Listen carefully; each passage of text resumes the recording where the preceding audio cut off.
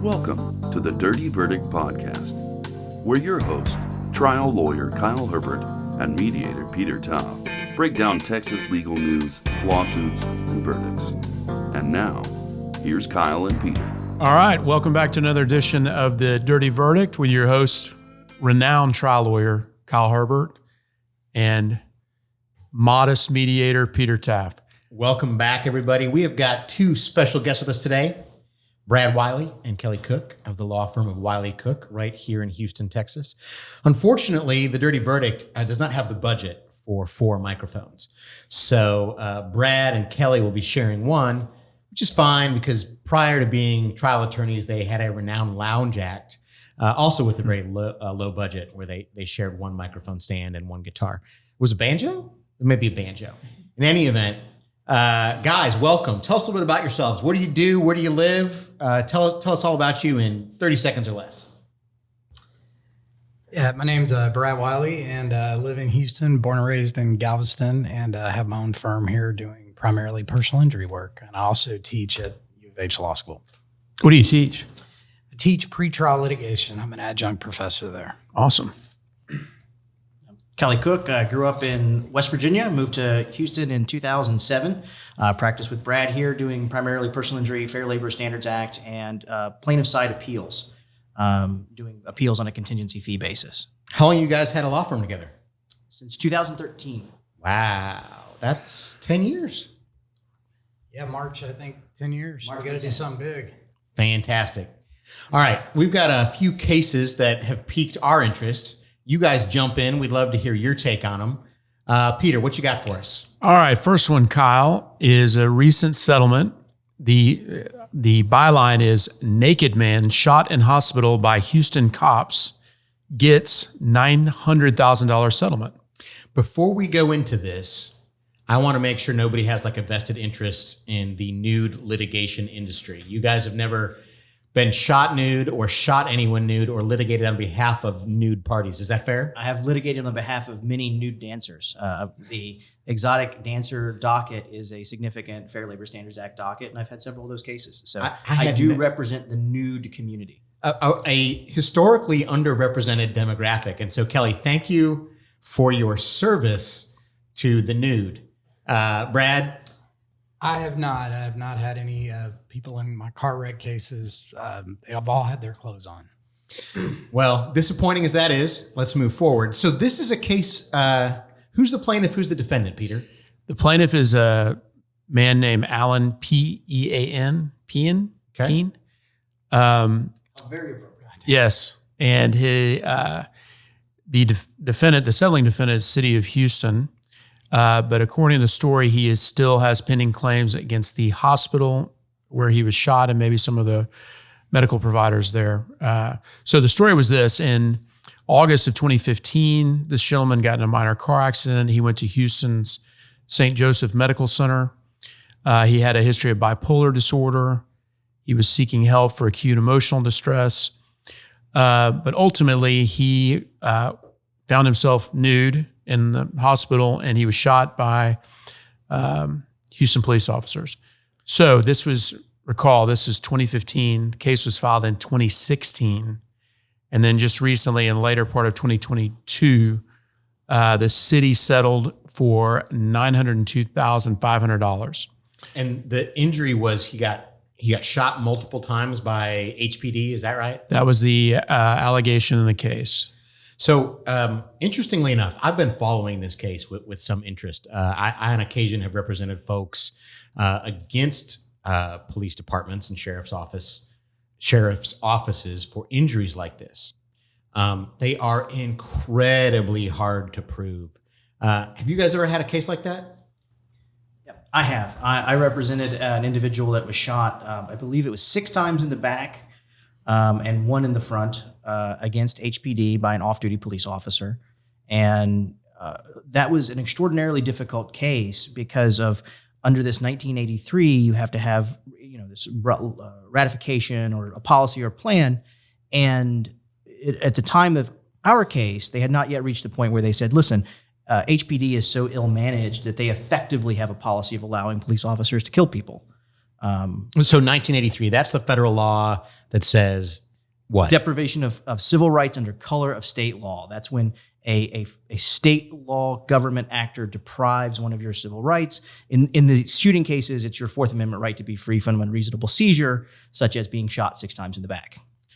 That seems like a good law to me. Did you get your case resolved, or was it confidential, or are you allowed to talk about it? As far as, I actually left the firm that is handling that case. My understanding is the city was ultimately dismissed, and then their action proceeded against the officer. I'm not 100% sure how it finally resolved, but we were not able to meet this ratification or policy or procedure element, and so the city was excused. And I believe actually the Fifth Circuit signed off on the city being excused. So in a case like that, you got to prove not just that a police officer did a bad thing, but a police officer did a bad thing, and it is the police department's policy or procedure to allow those bad things to essentially happen. Right. That there is a policy that will expectedly give rise to a deprivation of one of your constitutional rights. So I followed this case with some interest, like I said, and I'm going to give you a little bit of the facts as I understand them. And again, this is coming from what I can cull from the pleadings and the information available in the media. So this gentleman had a pre-existing mental disorder that he was aware of and had been managing. And he was in a pretty minor car wreck, got himself to the hospital, and immediately told them, I've got these mental problems and I'm worried I'm about to freak out. And made a pretty honest and accurate reporting of what was wrong with him. And then essentially what he said was going to happen is exactly what happened. He took off his clothes. He started acting, for lack of a better word, like a crazy person. And rather than try and, I guess, intervene medically or in whatever way that's, probably appropriate, some intervention less than getting shot, hospital called HPD. HPD showed up and put a couple of bullet holes in this guy. That said, it's kind of crazy to think that after all that, and after all those years, we are all, and tell me if I'm wrong, I'm impressed with the $900,000 settlement. That seems like a great result for Mr. Peen and his attorney, Mr. Malugin. Do you guys think that's accurate? I agree. Like I said, these 1983 cases are extraordinarily difficult claims, among the most difficult claims I've seen as a plaintiff's personal injury attorney. And so a high 6-figure settlement in a situation where everyone is going to understand an officer responding to a crazy person who is naked, that officer is in some degree of danger. Sure. And so that is one of the things where these cases become very difficult is we want officers to be able to use reasonable force. But when they go beyond reasonable force is where we have to draw the line, and proving that is very difficult. Well, kudos to Mr. Malugin, and sorry for his client. But sounds like he's getting at least some measure of justice. But Peter, this case isn't over. Is that fair? That's right. According to the news, he still has pending claims against the hospital, I think the security company, and some of the medical providers. So I'm not sure what the procedural status of those claims, if they're still they'd be stuck in federal court just because of the claim against the city would be in federal court. We'll have to look it up. Maybe Joe would like to come on sometime and give us a. We could probably give Joe a call, see if he's around. I'm wondering if the defense has argued that letting your patient get shot with a couple of bullets is part of your medical standard and is going to be subject to immunity or at least caps. So my guess is they probably have. Are you able to tell from the pleadings? No, well, we'll look that up and we'll report back on the next one. Excellent. Interesting insight, guys. All right, Kyle, next story. This is a sports story, but also a law story. So background facts are this. December 12th, 2022, news reports came out that University of Texas head basketball coach Chris Beard had been arrested and accused of strangling his fiancée at their home. Texas suspended Coach Beard following the arrest. The fiancée Randy True recanted her accusation shortly thereafter. The school apparently did an investigation and then relatively recently made the final decision that Mr. Baird would be terminated, or his contract would be terminated for cause, as we know that has legal significance, and that he would no longer be the coach at the University of Texas. So the legal part comes in. Does Chris Beard have a cause of action against the University of Texas? And if so, what will happen to it? Thoughts? I feel like as a Texas Longhorn and a moderately interested basketball fan, I have to recuse myself here because this basketball program is cursed and it's infuriating and it makes me very sad. All right. Well, I will just respond to that by noting that under interim coach Rodney Terry, they are undefeated. All right, I'm back in. I am going to invoke the Texas Tech Red Raiders versus Mike Leach lawsuit, wherein you can fire a dude for cause, but it doesn't matter because if you're a state institution, you do not have to live up to your contracts. And, at the end of the day, whether you believe this young lady's first story or her second story or his first story or what the police said, it's all very unsavory, and I don't think it probably moves the ball forward for the University of Texas or Mr. Beard. My guess is Coach Beard will coach again. It will not be at the University of Texas. I'd be surprised if Coach Beard filed a lawsuit.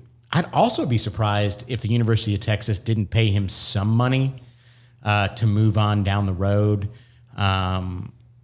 And congrats to Coach Terry on being 7-1. I believe we've got a tip-off in about 2 hours here, so we might have to wrap this up.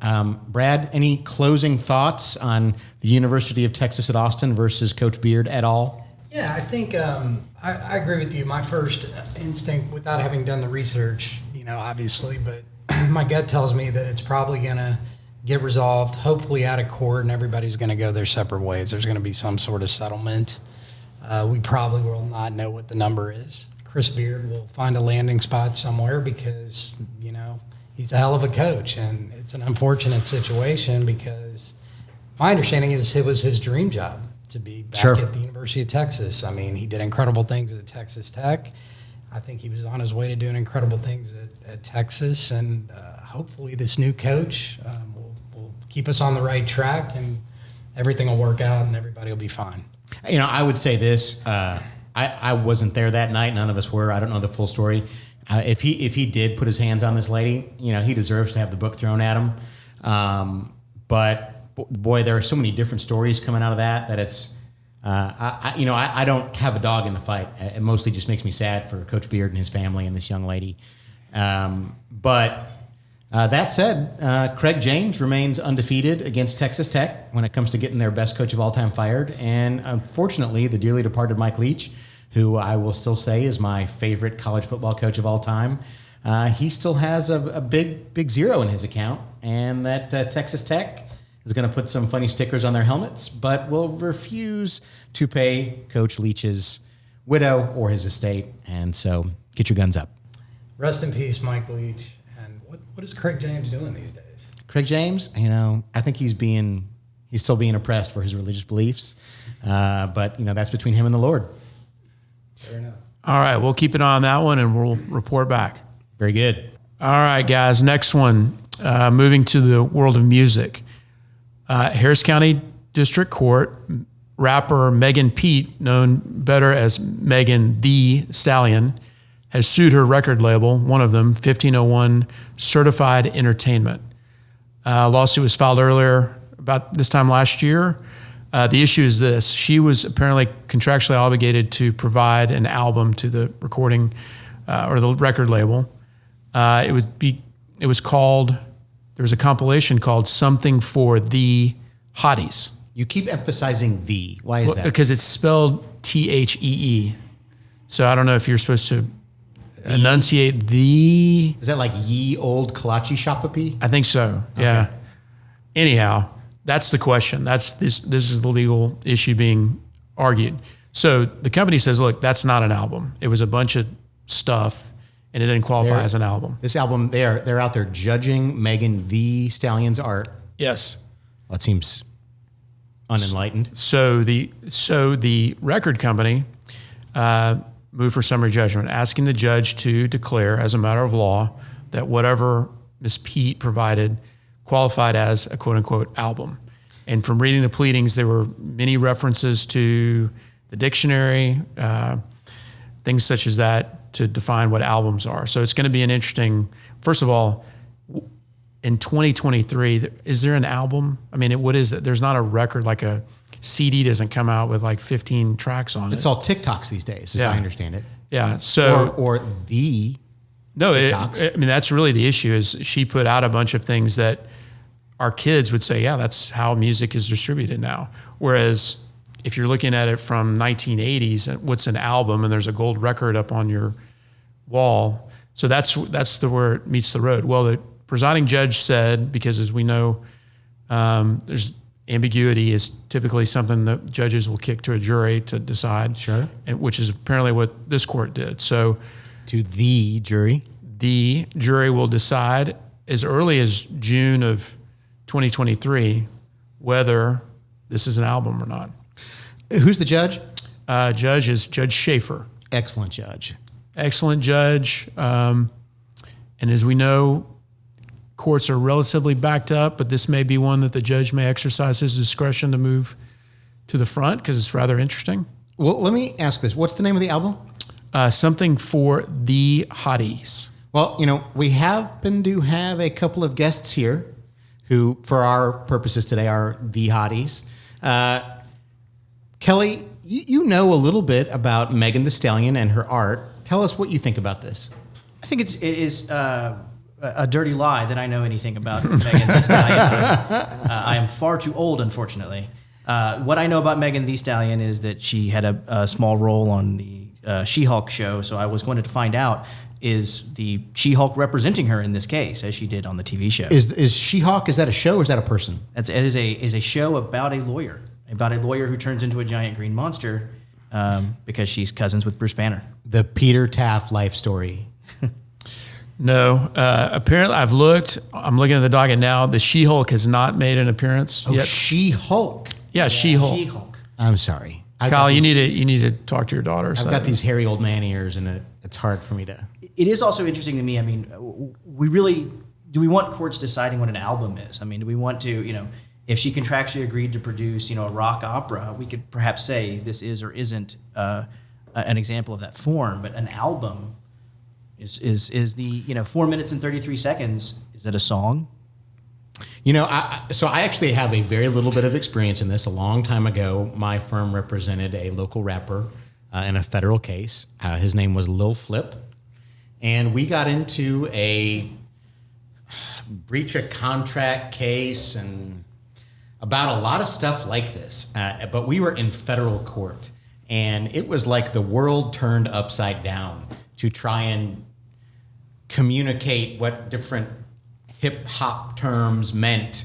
And I am so nerdy, but it was actually kind of entertaining to translate this weird contractual entertainment contract language to sort of hip hop culture, to what an actual judge can understand, who at the time that I handled that case, I was the youngest guy in the courtroom probably by 20 years.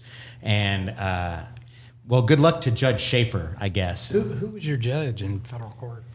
I believe it was the Honorable Keith Ellison, but don't catch me lying, because this was, 2006 or 2007. But I do remember him asking me who we represented, or asking my co-counsel, and we talked about, is it Mr. Flip? Is his first name Lil? Is it Lil the Flip? And I was like, let's just use his Christian name, which is Wesley Weston. And he was a great client, by the way. And my recollection is we won that case, and he ended up, winning on all accounts. But it's interesting to watch the courts kind of grapple with this cutting edge entertainment stuff. Well, there'll be a decision one way or the other, unless of course there's a settlement. But it will be something we'll be watching and we'll report back. That said, Megan, if you're listening, The Dirty Verdict would love to have Megan Thee Stallion and the Peter Taaffe and the Kyle Herbert would. You're always welcome on the Dirty Verdict. You got that right. All right, guys. Next story, next topic is could be the start of something really big or could be a complete bust. The headline is Seattle Public Schools lawsuit against media giants like TikTok, Instagram, and Facebook faces uncertain legal road. And the short background is just a few weeks ago, the Seattle, one of their school districts, and there's been a second school district that has sued the major social media companies, YouTube, Facebook, or Meta, Google/YouTube, basically saying that they have, through their algorithms, et cetera, have created a bunch of zombies of our children to where they are addicted and cannot get off this. And it is causing incredible mental strain, mental health issues that these schools are having to pay. So I assume it is similar to some of the tobacco lawsuits that were filed by some of like the health districts here in Houston when everyone was on the tobacco program, saying we've got all these additional costs we've incurred to treat people and you're on the hook for it. Apparently there's a case in front of the U.S. Supreme Court that's supposed to hear arguments next month that will involve whether the social media companies enjoy some type of not necessarily immunity, but a preemption argument. The argument, obviously, in preemption is Congress has kind of dictated that they're going to be overseen by some type of administrative scheme, and therefore the courts are not the regulators that the plaintiffs obviously are wanting them to be. So, Kyle, my kids are much older, and well, that's what I was going to say, Peter. You've got 4 kids, and I think I've met most of them. Oh, they're all full on addicted. But weren't they zombies though before you gave them the internet? They were. Well, mine were at the age where we were struggling with the age that they should get the phone. So it was 4th grade, 5th grade. Now, of course, kids get them like as soon as they can hold an object in their hand, they get the phone. So we kind of miss that. Mine obviously post a lot, but they're about, I would say they're kind of adults now. So they miss that. But you tell me, your kids are more right in the sweet spot of what I think this lawsuit is intending to address. All right, so I got a couple ideas and a couple of questions. You guys all chime in here whenever you get a bright idea. So I guess they're alleging that the social media platforms engineer their interface in such a way that it, stimulates the brain such a way that you can't turn away, you're addicted, you can't focus, you can't read, you can't study. Is that basically it? And then I think associated with that, some of the mental health issues with, bullying or body image shaming or fear of missing out, being left out, all the kind of stuff that comes with it. So, and there's really kind of 2 components. One, I think probably a lot of people have seen The Social Dilemma, which talks about how they kind of push people to take one position, or there's a battle, obviously, to positions. But then this one seems to be more about just the rote addiction to looking at it all the time, the dopamine hit that you get from some type of positive feedback or whatever that you're anticipating, which causes an addiction, much like opioids or cigarettes or what have you. So I've got one question that I think is minor, and then kind of a broader idea. The small question is it just a couple of local school districts? At this point, there is the Seattle, which I assume is a large one, and then another.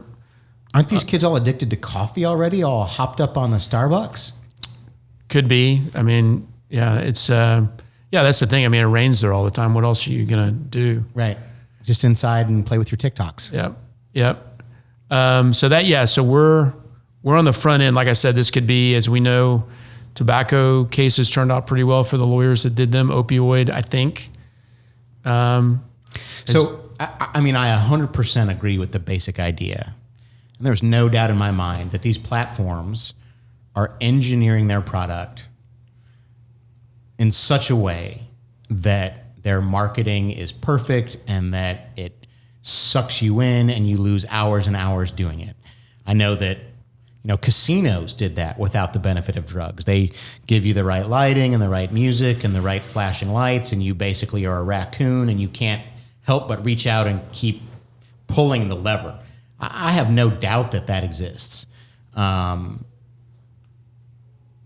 It's interesting that it seems like we're like on the edge of this revolution. Like, we didn't have laws to dictate how the Industrial Revolution would regulate labor, right? The problem existed, and then we had to go back and fix it.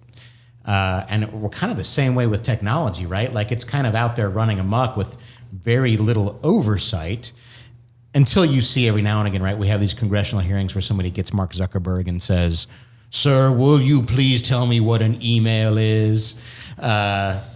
Which is completely toothless and a waste of time. I'm curious if these folks have any recourse. I'm suspicious that a school board has much standing. I guess they're going to argue that they have to pay for more school counselors, or That's exactly what they're arguing. Is that right? They've incurred additional costs associated with drafting of special lesson plans, adding mental health type counselors. Let's see, there's some other increased costs. Now, Brad, your guidance counselor sat down with you and at some point told you not to smoke cigarettes and drink so much RC Cola down in Galveston. Years ago. Many, many years ago. What's your take on this? What do you think? Yeah, so a couple of things. You mentioned the casinos, and that worked very well on my parents. They were every other weekend at the casino, so there's definitely truth to that. But I'll say with respect to this, I think from at least what I've heard in regard to Facebook, which is now Meta, they own Instagram. And I don't know if y'all remember this, but the whistleblower came out, it's probably been a year, and talked about how Facebook had done these internal studies, and they knew that Instagram in particular was harming young girls, giving them body images. So I could see there being some liability with respect to Meta. Now, who ends up being the proper plaintiff? Is that the school board? Is that the parents? Is that somebody else? Or the child itself who pursues that? I don't know. But I would be interested to see what other evidence comes up with respect to some of these other platforms like TikTok, et cetera. But it seemed like what I heard from Facebook, there's something there. So the other interesting parallel, as Peter pointed out, to the tobacco industry is that it always seems like it's the internal documents that bring down the house of cards, right? Like Brad and Kelly and probably Peter to a certain extent grew up kind of in the shadow of a bunch of Texas tobacco lawyers who are the guys that went through the millions of documents where where the major tobacco companies had told foreign governments, like, don't worry about your high incidence of difficult births. If we give all women cigarettes, infant mortality will increase, but costs to deliver babies will decrease because the infant weight will be smaller. And all of these terrible internal studies. So I guess the moral of the story is if you're running a giant billion-dollar company, when they come in the morning, they're like, "I'm here to do an internal study," you just fire those people. Yeah. You run your business with no internal controls or studies. But I mean, that's the tobacco is kind of the most interesting parallel that I see. Well, and don't forget asbestos. I mean, same kind of thing. I mean, they were for years covering up. They knew back in the 20s or even before that asbestos was highly toxic and caused cancer and other things. And they buried that for a long time. Well, if anybody deposes Zuckerberg, I suppose I'd like to be there. That sounds pretty interesting. Well, from the movie The Social Network, you remember that movie? Yeah, he was not a very good witness. I think whatever squirrels program the robot in his head to say, that's really the source of the best information, because that dude looks like a total weird outer space robot. Well, no offense to outer space robots. It is strange that we've reached the uncanny valley with somebody who appears to be human. By all accounts, he was born on this earth of a woman, and yet strangely he is deeply in the uncanny valley where it's like it looks human. Yeah. But also not. So maybe he won't be Meta's key witness in the litigation that will likely ensue. The law firm that's filed it is called Keller and Rohrbach, Rohrback. They've got offices, I believe, obviously in Seattle and some other places. A copy of the complaint can be found on their website, and we'll endeavor to post it on ours, a link to it. It is 90 pages long. It is fascinating. I would recommend it to anyone with kids, as far as they do they're advocates and they're advocating a position, but there are a lot of citations to kind of what they're saying about what the social media companies are doing. So what's the website address? It's just Keller Rohrbach, so KellerRohrbak.com. So I'm going to read it again. It's very detailed and extremely interesting. And in the event we want the universe to implode on itself, Mr. Zuckerberg, if you and Megan Thee Stallion want to come on together, we will accommodate you, and we'd love to see you. And as always, you have a warm and open invitation. All right, next one, we're going to hit two lawsuits real quick, recent ones filed in Houston. The first one is a Jones Act seaman, or the estate and the personal representative and the family suing Orion Marine Construction, which is a dredging contractor, but generally their employees, most of them are qualified as Jones Act seamen. So in this complaint, they contend that the seaman contracted COVID in December of 21 and been exposed and got it from his colleagues, but was not provided any kind of medical care until he was at the point of no return. At that point, he finally got treatment, but he ultimately died from COVID, according to the petition.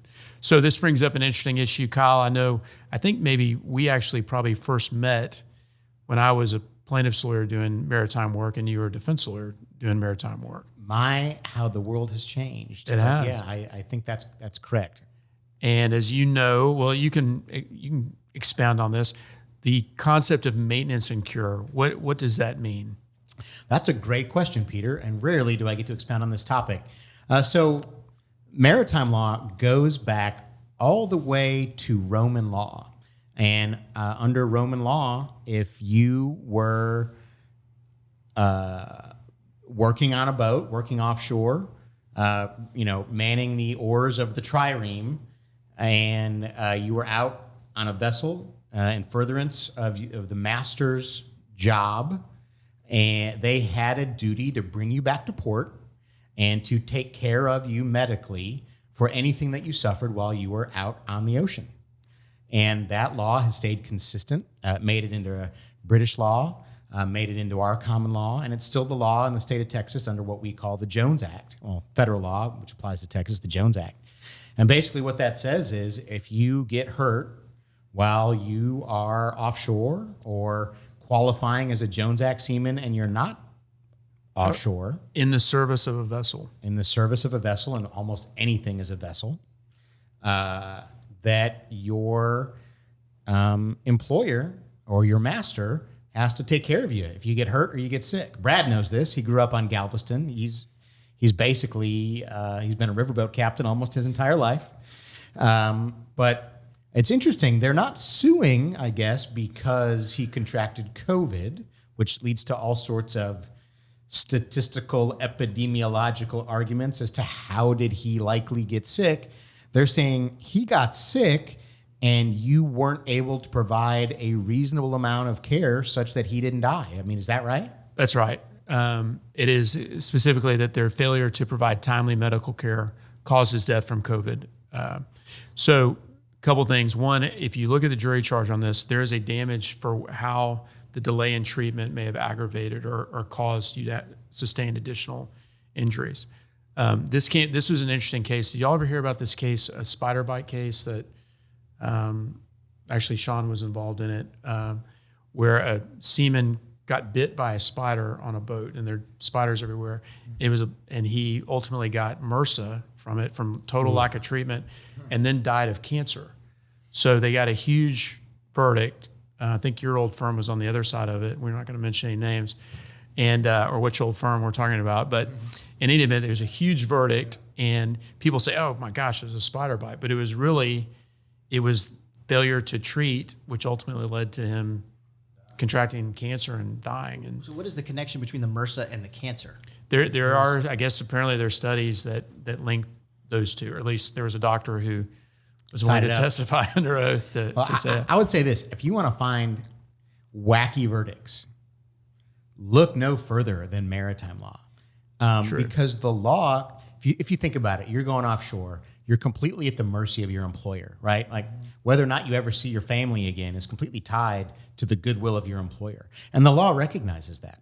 And so you see all kinds of weird, convoluted fact patterns because the courts want to make sure.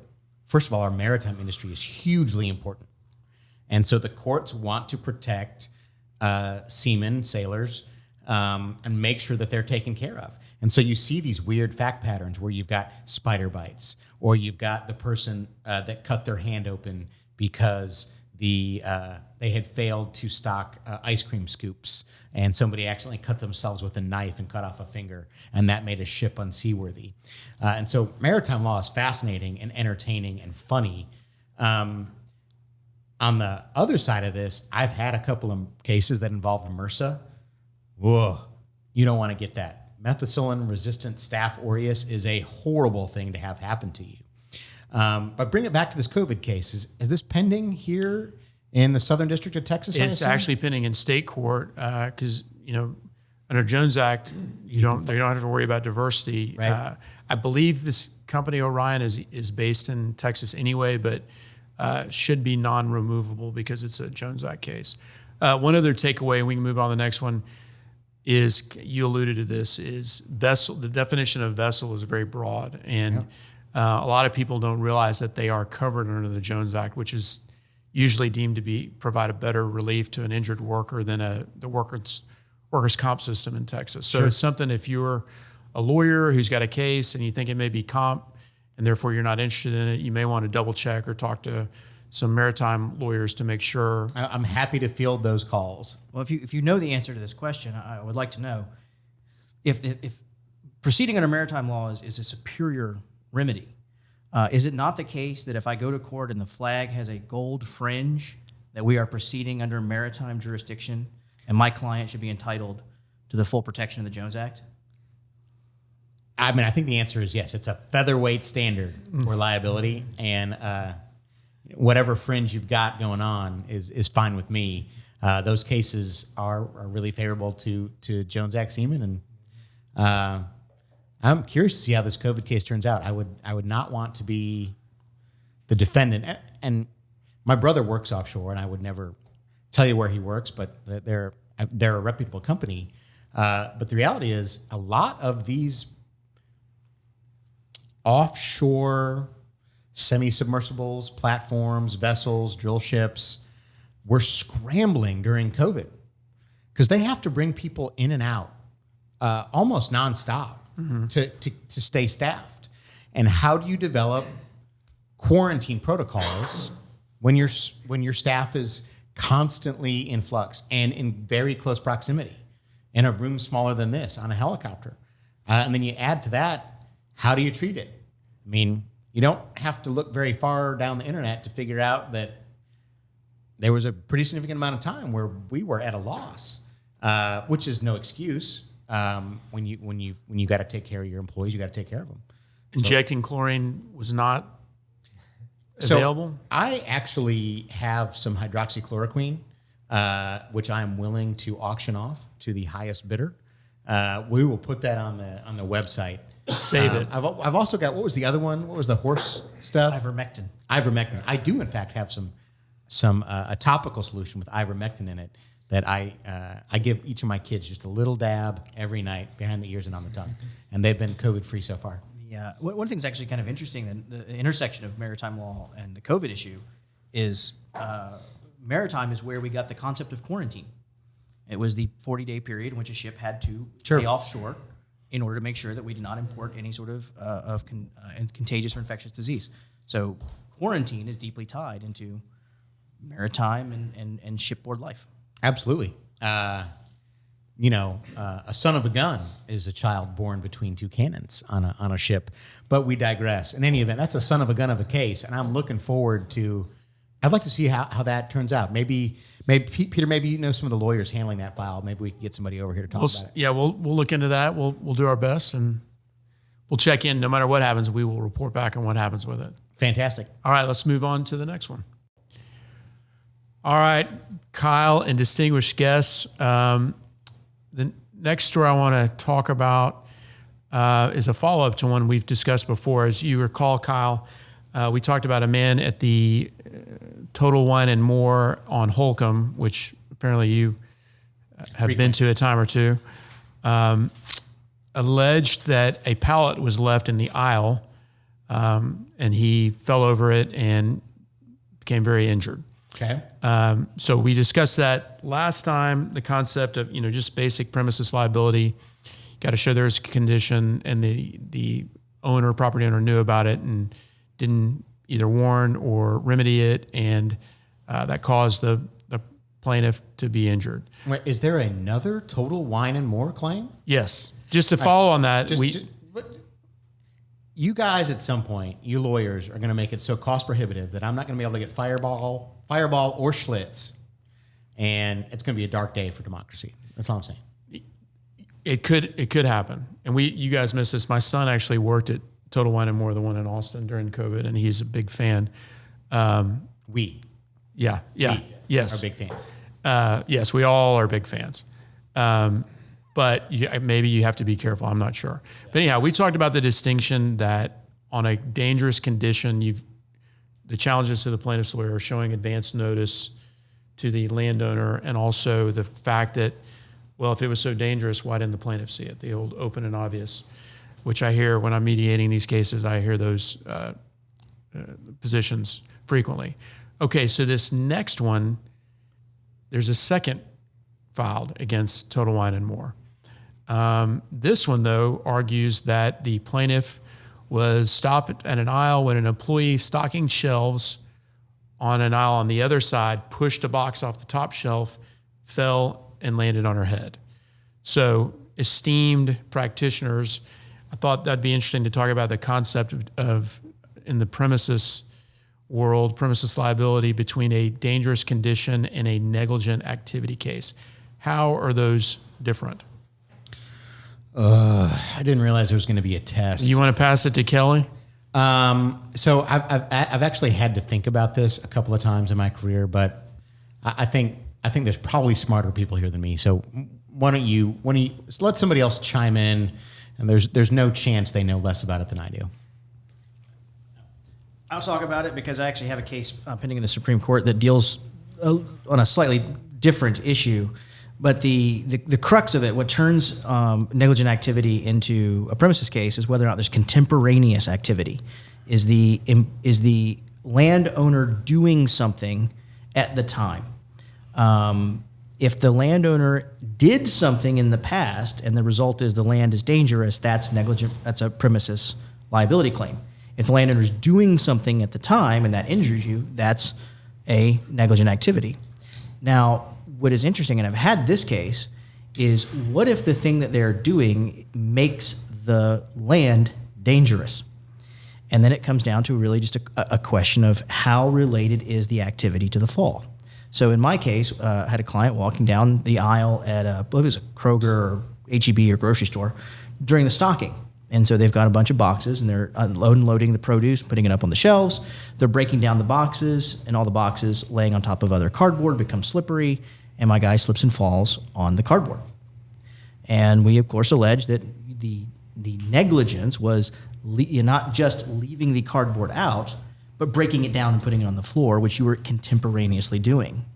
And, of course, their response was, well, no, that had already come to rest. We were working over here. Now, ultimately, we got it settled. So we never got a final answer. It was one of my fun little anecdote settlements. We were $500 apart to get the deal done. And finally, the defendant offered a $500 gift card to the grocery store. And I was like, that's where I shop. So I called the client, said, do you have an issue? And he said, no. I said, great, we'll take it. It's part of my fee. Can I add something? I'll just add that that was a great explanation. But you also, if you can make a premises case potentially into a negligent activity case, you want to do that because it's easier to prove a negligent activity case than a premises case. Premises case has a lot of defenses, for example, open and obvious, that don't apply in a negligent activity case. What if you keep wild animals on your premises and they attack someone? Is that someone off the property? Is that any idea? Is that negligent activity? Is that premises liability? Well, it's not premises liability because you said the magic word, off the property. But because the gate was broken. I think I've handled I've handled a few dog bite cases, and I think it's just a negligence case. It's a foreseeability thing too. If the dog has bitten somebody already, then you know that you have a dangerous dog, and we've all heard every dog gets one bite, so don't let that dog get out. So what if you're buying Mad Dog at Total Wine and More? Terrible puns. I'm sad to see Total Wine and More getting all of this bad pub. I feel like I should go out and buy everybody a nice bottle of wine from Total Wine and More to make up for it. Total Wine and More, we would love to have you live. Send a corporate rep with a couple of boxes of booze, and we will make sure that you have a chance to rebut these no doubt spurious claims against your good name. Who's defending them? Do you know? No, at this point, likely they haven't answered yet because these were just filed, both these cases. And really, in their defense, as we know, as we see, any store like this will get lots of claims filed against them. It happens, and sometimes they're great cases, and sometimes they're terrible. And that's just each case has got special facts. That's just the nature of operating a business. There's going to be, no one's perfect, and that's why people have insurance. Okay, so that's. I think we've covered the watershed on that one. We'll keep an eye as we do on all these and report back when we know more. Sounds good. Thanks for joining us this week at the Dirty Verdict Podcast.